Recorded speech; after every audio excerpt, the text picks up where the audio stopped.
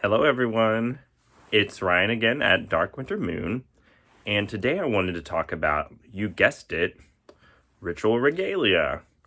So what I mean by that is ritual clothing, magical clothing, clothing you wear in ritual to enhance the experience, to make yourself feel witchy and excited, to express yourself, and to, all in all, bring a particular energy to the experience of ritual and to enhance your overall magical and ritual experience.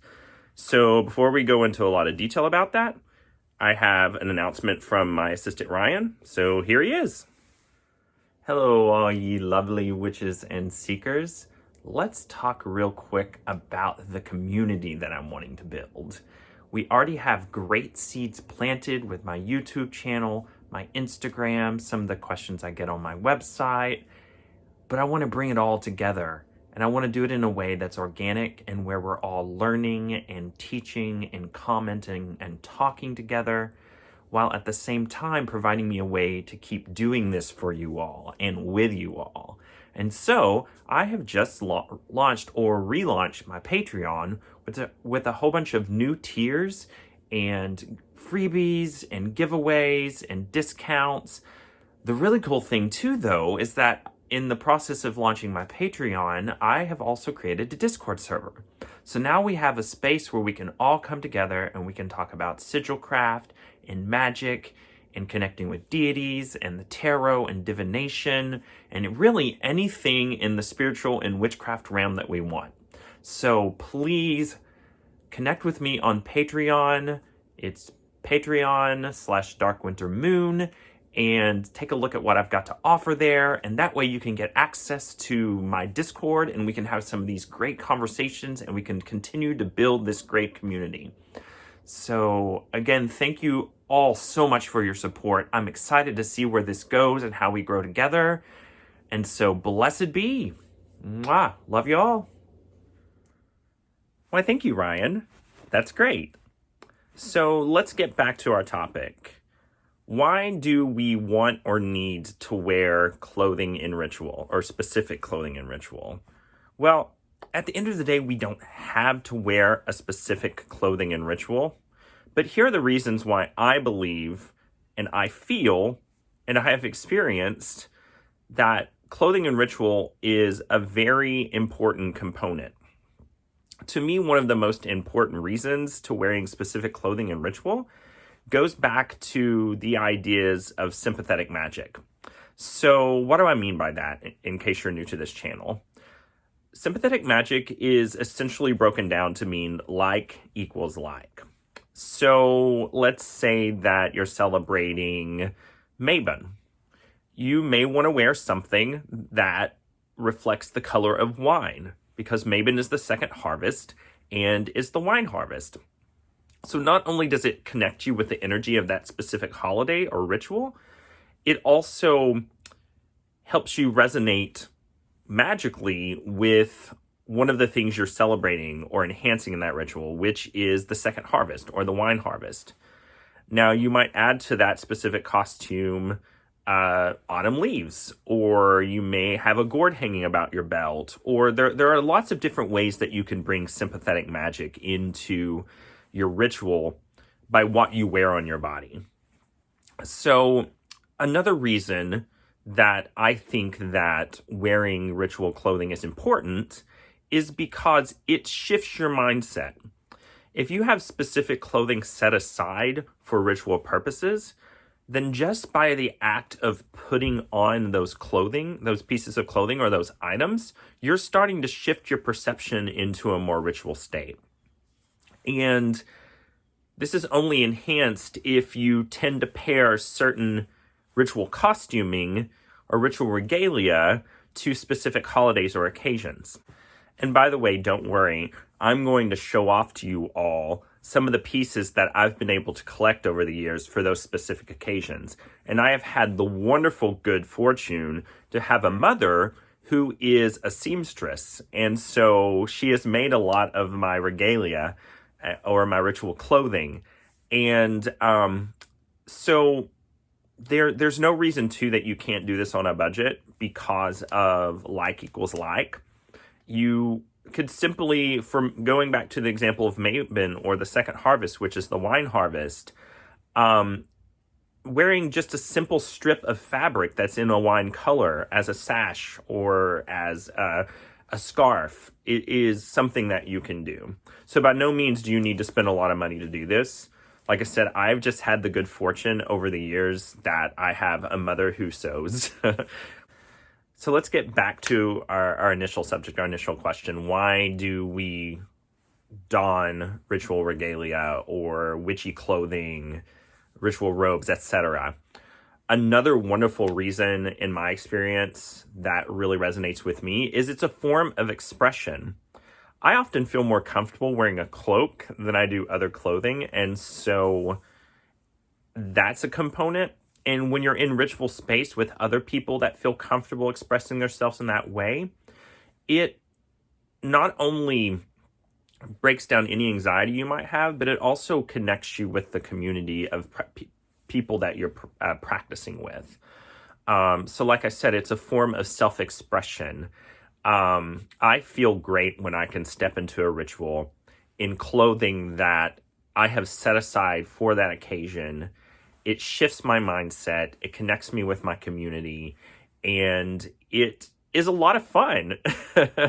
I have enjoyed immensely collecting and putting together the perfect outfit for whatever occasion I'm going for. And there's a certain magical purpose to that too. When you take the time and care to pull together a costume, to pull together ritual regalia, and think about every piece and every component to it, and are mindful about each one of those components, that mindfulness adds to the energy and power of those rituals, of those ritual clothings. And I believe too that, going back to something I've talked about before, the theory of morphic resonance, everything that you add, every layer of meaning that you add to your ritual regalia, every time you step into circle with the intent that's been carried in that particular costuming, every ritual you've been in, you're adding more energy and power. So in a very real way, your ritual regalia becomes a magical tool. It gets charged with that energy and that intent of repeating and using it in a similar way each time you step in a ritual. So let's go back to our Mabon costuming example. If I use that same costume every Mabon, and I'm also adding to it meaningful layers that resonate with what's going on for that holiday or occasion, I'm only adding more power and enhancement to my ritual regalia or my ritual robes. They are tools for magic and the enhancement of magic, just like a wand or a cauldron or a ritual dagger or athame. By using them in ritual in an intentional way, and by building up on them, by adding more things to them in a ritual and mindful way, in a magical way, you're only enhancing their power. So, with all of that said, I'm going to show off some of my costuming, some of my ritual regalia, some of my witchy garb, and explain to you why I use it, how I use it, and show it off. So how about we do that?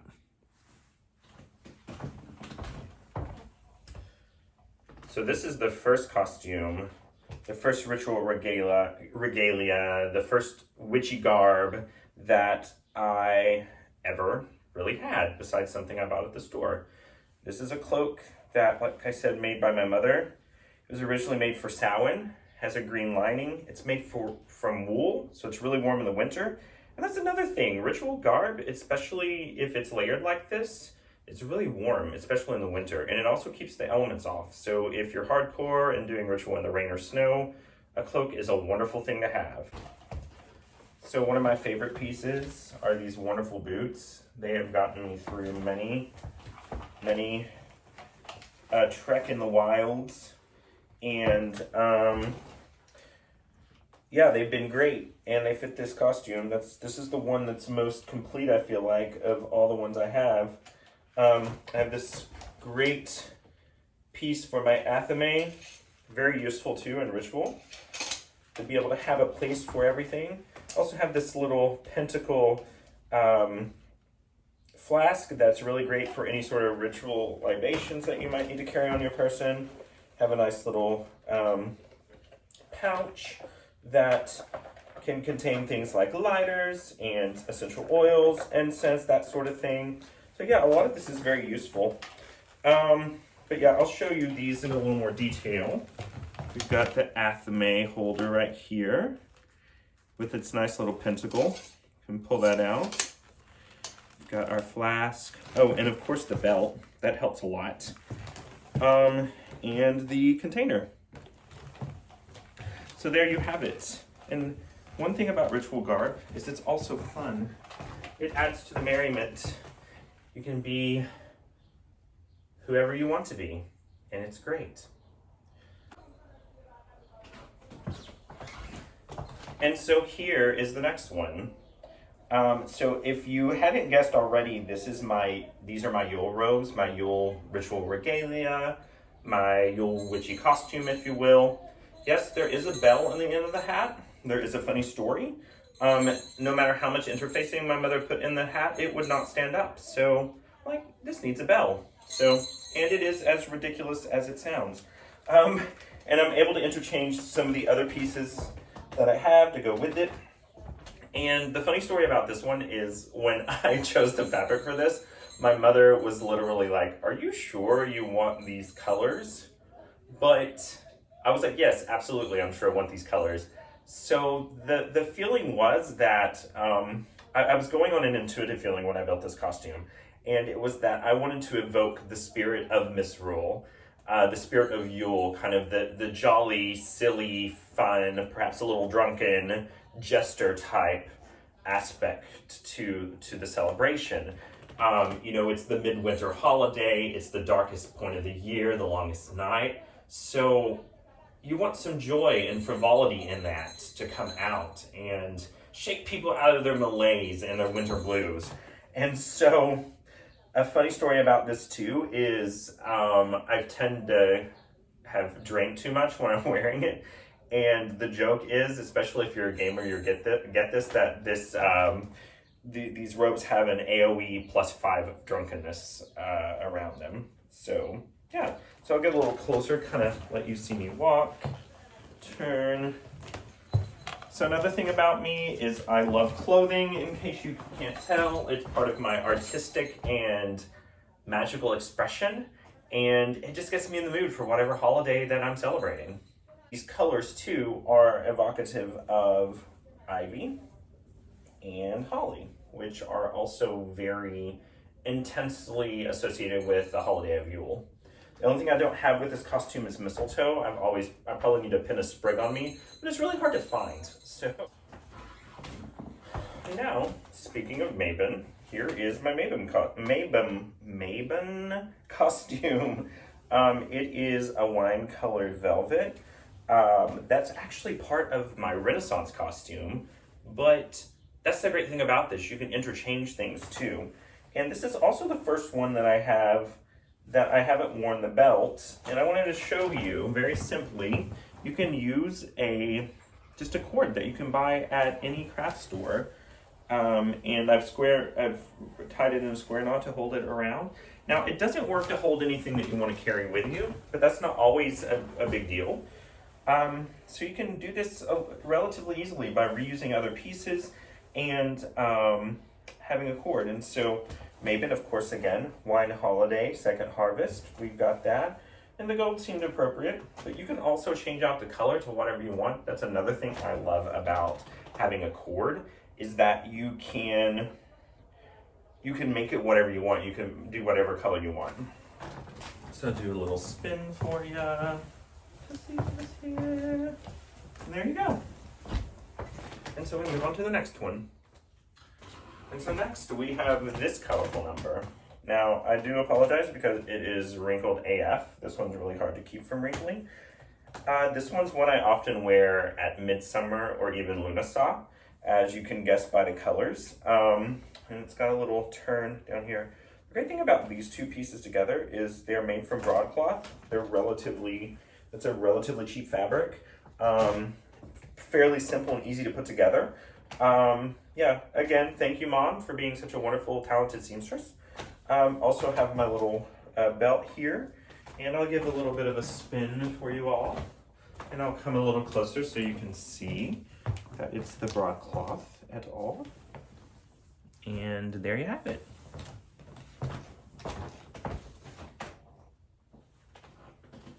So now we have this number. Now this is one of my favorites, as I'm sure you can see. Again, pretty simple construction. You can see the inside, it doesn't have lining.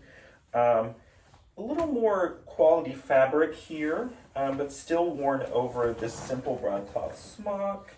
I just love the feel of this fabric. It's just so smooth and fun.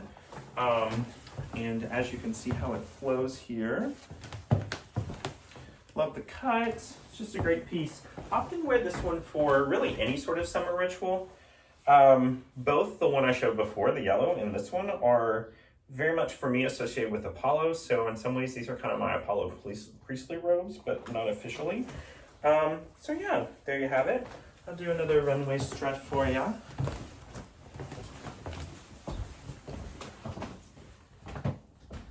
And finally, the simplest one in the collection. This is actually just a long strip of fabric. And I think someone even gave it to me.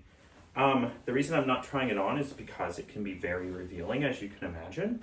It ends up being very toga-like. I often use it at Mabon when I am invoking the wine god Dionysus, or in some other occasions, it's a purple-blue fabric. And it's so simple. So you don't have to spend a lot of money. You can use simple things that are around the house or simple things that you might even find at a secondhand store. So there you have it. All right, so there you have it. Like I said, Ritual Regalia, Ritual Garb, Witchy clothing are a great addition to any magical practice. Wearing them in ritual and building the costume mindfully will only enhance the magic of your ritual, especially if you line it up with specific holidays and specific occasions. It's a wonderful form of expression for you, a wonderful form of community building. And speaking of community, I'm wanting to build a community, and I just launched a wonderful Patreon that has access to a Discord server. I'd love to see you all there. I appreciate your support so I can keep making these videos, just like Ryan said.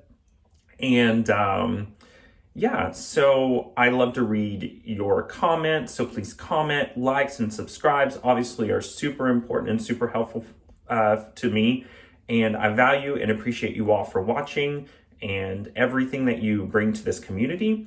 And as always, blessed be and have a wonderful weekend. Mwah. Love you all.